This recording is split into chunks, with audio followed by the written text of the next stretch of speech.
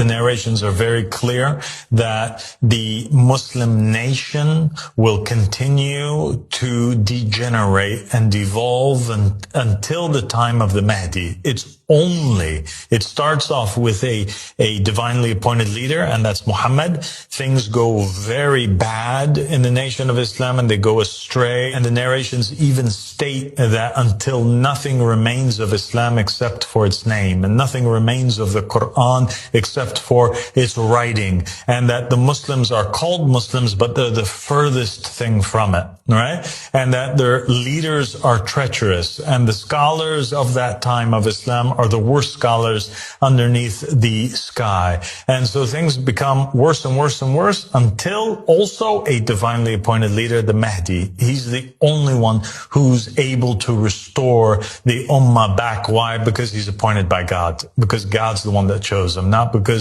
the people choose him through elections or through any other system or means. And so that is my vision for the Middle East. My vision for the Middle East is a return to that. The elimination of these false states like Egypt and Jordan and Syria and Iraq and Arabia, and countries like Saudi Arabia, countries that are named after false tyrannical families. All of these nations, these borders have to be erased, and the nation needs to rally up behind somebody who is appointed by God. Who's appointed by God? Those individuals that came with a letter of appointment. Those individuals who can say, my name was mentioned on the tongue of the Prophet Muhammad. He chose me. God chose me. They have a right to rule, and nobody else has a right to rule. So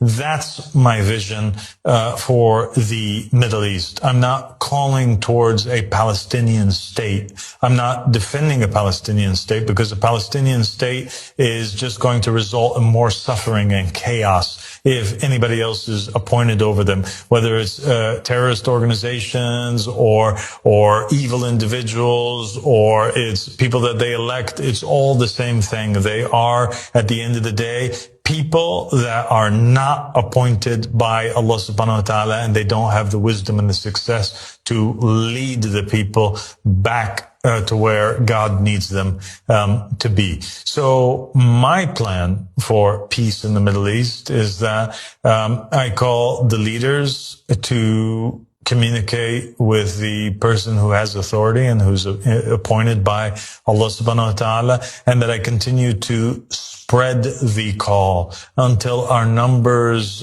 become vast and great, and until the people realize that there is no solution except for following the companions of the will. It is then and only then that the nation will have success again.